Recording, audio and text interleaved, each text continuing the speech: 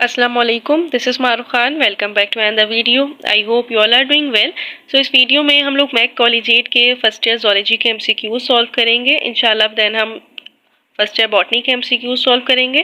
First MCQ है the total number of incisors in buccal cavity in adult human is. So इन्होंने upper और lower दोनों के पूछे में जॉज में।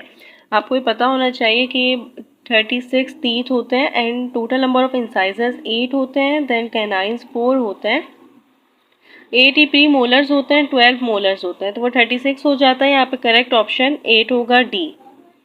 एमसीक्यू नंबर 2 है dash is a hormone which stimulates the pancreas to secrete pancreatic juice. तो सिक्रेटिन एक ऐसा हार्मोन होता है जो स्टिमुलेट करता है पेनक्रियाज को वो फिर बाइकार्बोनेट आइंस और वाटर को सिक्रीट करे, पेनक्रियाटिक जूस को सिक्रीट करे। सो करेक्ट ऑप्शन यहाँ पे ए होगा।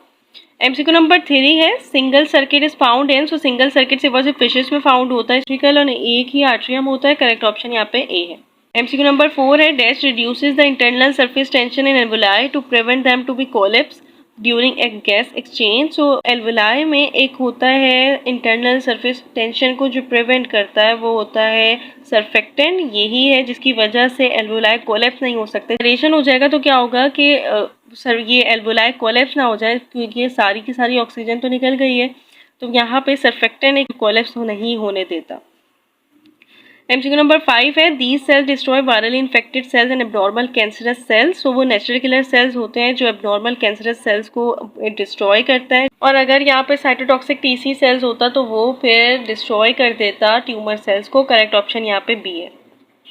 MCQ number 6 है dash is a surgical procedure in which breast bone being crack open providing direct access to the heart allows surgeons to fix heart problem when the patient is placed on a heart lung machine। तो ये open heart surgery होती है जिसमें surgical की procedure होता है जिसमें breast bone को क्रैक किया जाता है और फिर हार्ट का डायरेक्ट एक प्रोवाइड एक्सेस मिल जाता है, तो वो फिर ओपन हार्ट सर्जरी होती है। जबकि एंजियोप्लास्टी की बात की जाए तो एंजियोप्लास्टी में कैथेटर डाला जाता है और उससे फिर वेसल्स को खोला जाता है। करेक्ट ऑप्शन यहाँ पे सी है। एमसीक्यू 7 है dash is called the fructose sugar. So fructose को फ्रक्टोज शुगर कहा जाता है। करेक्ट ऑप्शन यहाँ पे डी है। एमसीक्यू नंबर 8 है the building blocks of proteins are. So building blocks of proteins amino acid होते हैं। Proteins are the polymers of amino acids और amino acid are the monomers of protein.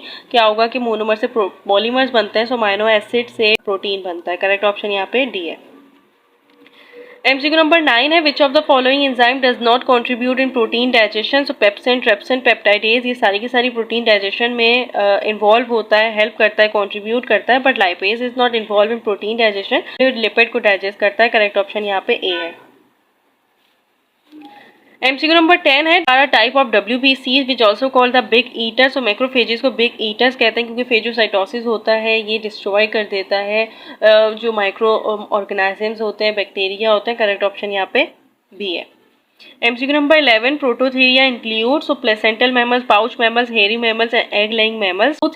Eutheria में placental mammals आते हैं जिसमें humans भी include होते हैं। पाउच मैमल्स तो आपको पता होगा मेटाथेरिया होते हैं, जबकि प्रोटोथेरिया एग लेइंग मैमल्स होता है और इसको हेयरी मैमल्स भी कहते हैं, बट मोस्ट अप्रोप्रिएट आंसर यहाँ पे डी होगा। करेक्ट ऑप्शन यहाँ पे डी है। एमसीक्यू नंबर 12 है the skeleton of a glass sponge is made up of. ये आपकी बुक में नहीं दिया हुआ है बट ये बुक में पुरानी वाली बुक में था।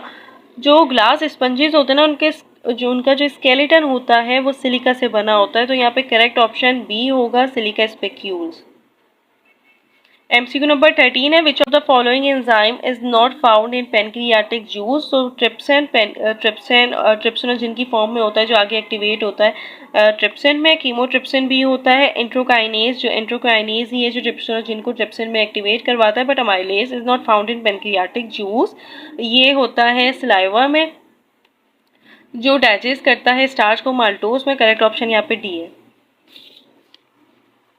एमसीक्यू नंबर 14 है dash are the hepatic microphages. So Kupffer cells hepatic microphages होते हैं। ग्लेलियल सेल्स तो न्यूरॉन्स में होते हैं जबकि कप्फर सेल्स हेपेटिक माइक्रोफेजेस होते हैं। पेयर्स पैचेस ये तो होते हैं स्मॉल इंटेस्टाइन में पैचेस।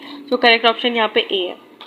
एमसीक्यू नंबर 15 है hydrolytic acid in stomach is secreted by. So hydrochloric acid HCl जो होता है वो स्टमक में वो प्रोड्यूस होता है, सिक्रीट होता है ऑक्जेंटिक सेल्स है जिनको पेरिएटल सेल्स भी कहते हैं। करेक्ट ऑप्शन यहाँ पे सी है। एमसीक्यू नंबर 16 है और ये लास्ट एमसीक्यू है। Which of the following animal phyla is placed in Parazoa. So Parazoa में सिर्फ और सिर्फ एक फाइलम प्लेस्ड होता है, वो है पोरीफेरा। इसमें साइकोन, ल्यूकोन, एस्कोन ये सारे के सारे इंक्लूड होते हैं, जबकि ये सारे के सारे मेटाजो में होते हैं, जिसको हम यू मेटाजो भी कहते हैं। करेक्ट ऑप्शन यहाँ पे ए है। So that said, if you have any query regarding these MCQs, so let me know. Inshallah, I will tell you and solve your query. And if you like this video, then share with your friends too. All the best to all of you. Allah Hafiz.